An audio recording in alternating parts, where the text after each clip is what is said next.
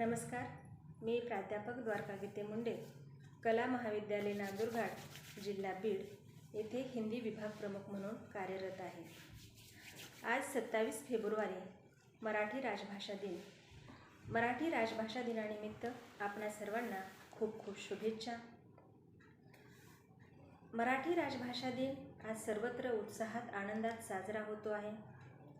मराठी साहित्यातील ख्यातकीर्त साहित्यिक वि. शिरवाडकर म्हणजेच विष्णू वामन शिरवाडकर, जे साहित्य जगतामध्ये कुसुमाग्रज म्हणून ओळखले जातात, त्यांचा हा जन्मदिवस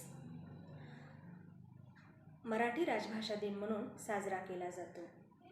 आपल्या भाषेला मानसन्मान मिळवून देण्यासाठी, तिला समृद्ध करण्यासाठी अनेक साहित्यिकांचं योगदान हे खूप महत्त्वाचं राहिलेलं आहे।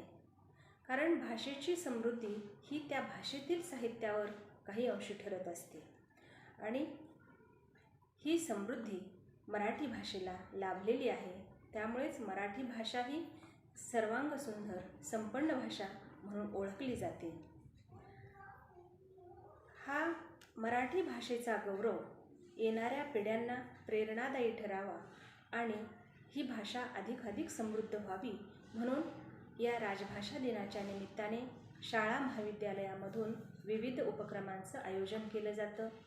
त्यामध्ये मग वक्तृत्व स्पर्धा असतील, निबंध स्पर्धा असतील, आयोजित केले जाणारे काव्य वाचनाचे पाठ असतील, उपक्रम असतील, यामार्फत मराठी भाषेला समृद्ध संपन्न करण्याचा हा एक प्रयत्न असतो। मराठी भाषेचा गौरव या निमित्ताने होत असतो। सरकारी महाविद्यालयात, सरकारी कार्यालयातूनही हा मराठी राजभाषा दिन उत्साहाने साजरा होताना आपल्याला दिसून येतो। मराठी ही आपली मायबोली आहे, एक सर्वांग सुंदर भाषा आहे, आपली ती मातृभाषा आहे आणि या मातृभाषेचा गौरव करणं हे प्रत्येक मराठी माणसाचं एक कर्तव्य आहे। कारण मराठी भाषा ही एक समृद्ध भाषा आहे। विपुल प्रमाणात शब्दसंपदा या भाषेमध्ये आहे। एका शब्दाला अनेक पर्यायी शब्द या भाषेमध्ये उपलब्ध आहेत। संविधानामधील अधिकृत ज्या 22 भाषा आहेत, त्यामध्ये मराठी भाषेचा अधिकृत भाषा म्हणून समावेश आहे। जागतिक स्तरावर बोलली जाणारी ही 15व्या क्रमांकाची, तर राष्ट्रीय स्तरावर बोलली जाणारी ही 3ऱ्या क्रमांकाची भाषा मानली जाते। या भाषेतील साहित्य संपदा ही विपुल प्रमाणात आहे।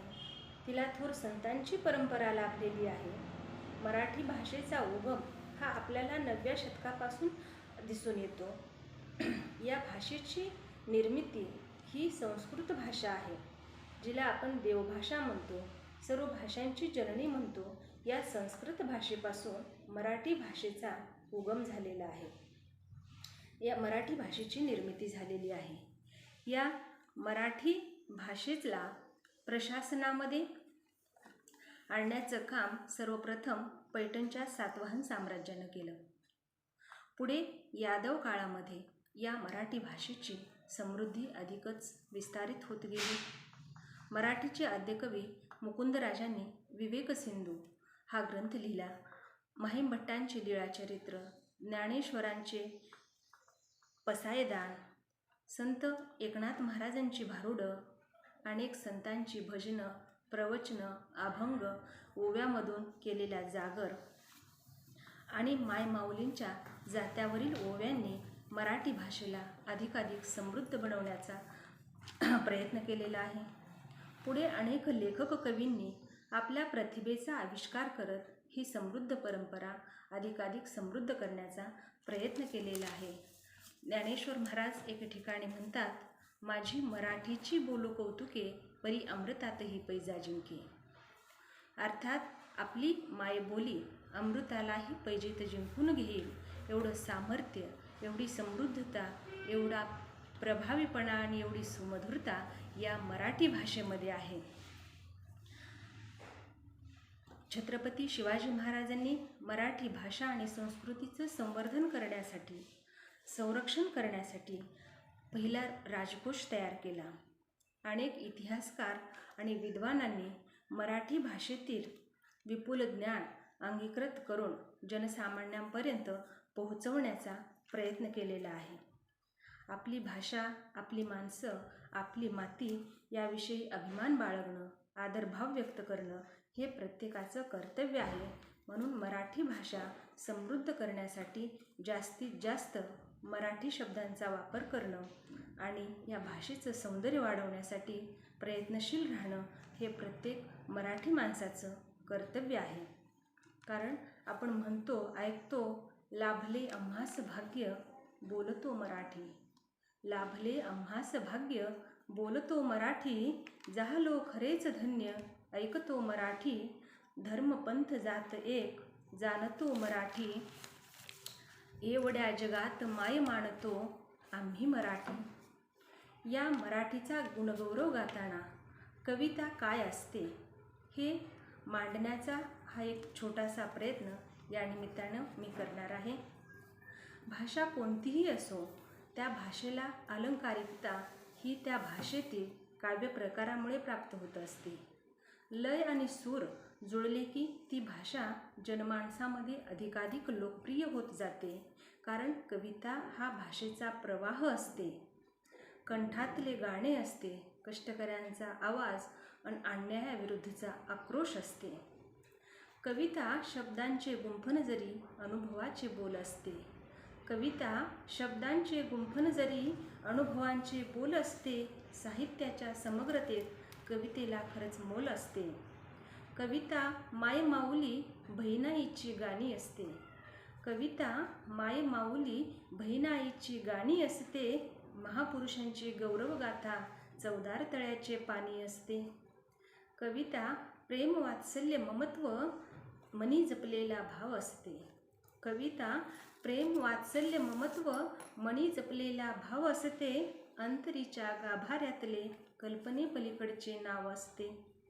कविता सण उत्सव संस्कृती परंपरेची ओळख असते. कविता सण उत्सव संस्कृती परंपरेची ओळख असते. न बोलताही बोलणारे चेहऱ्यावरचे स्मित असते. कविता विद्रोही बंडखोर धगधगती ज्वाला असते. कविता विद्रोही बंडखोर धगधगती ज्वाला असते. मीच माझा शिल्पकार विजयाची माला असते. कविता आदी अनादी लेखणीचा प्रवास असते. कविता आदी अनादी लेखणीचा प्रवास असते. ज्याच्या त्याच्या प्रतिभेची बहरणारी पुष्पलता असते. कविता थोडी काल्पनिक वास्तवदर्शी अधिक असते. कविता थोडी काल्पनिक वास्तवदर्शी अधिक असते. काळजाला भेदणारी विषमतेची तिडीक असते. कविता दूरदर्शी वेचक वेधक वर्तमानाचे भविष्य असते. कविता वेचक वेधक वर्तमानाचे भविष्य असते. समाजाच्या भल्यासाठी वेचलेले आयुष्य असते. कविता शब्दाची पूजा आणि शब्दांचीच साधना असते. कविता शब्दांची पूजा आणि शब्दांचीच साधना असते. पुन्हा पुन्हा सलणारी विरही मनाची वेदना असते. कविता हळवी आणि कर्तव्य कठोर भावनांचे समर्पण असते. कविता हळवी आणि कर्तव्य कठोर भावनांचे समर्पण असते. शब्दातून प्रतिबिंबित होणारे समाजाचे दर्पण असते. कविता छंद अलंकार रस शब्दसाजिरी देखणी असते. कविता छंद अलंकार रस शब्दसाजिरी देखणी असते. महामानवाला समर्पित वामनदादाची लेखणी असते. कविता नाटक आणि सोंगढोंग. कविता नाटक आणि सोंगढोंग प्रबोधनाचा जागर असते. इथे गुंजला शाहिरी बाणा अण्णाभाऊंचा स्वर असते. कविता शब्दरेषा अक्षरे शब्दांचे कोंदण असते. कविता शब्दरेषा अक्षरे शब्दांचे कोंदण असते. काळाच्या भाळावरचे ठसठशीत गोंधन असते. कविता जय जय महाराष्ट्र माझा मणी घुमणारा नाद असते. कविता जय जय महाराष्ट्र माझा मणी घुमणारा नाद असते. निवडणुकांच्या तोंडावरती चिघळणारा सीमावाद असते.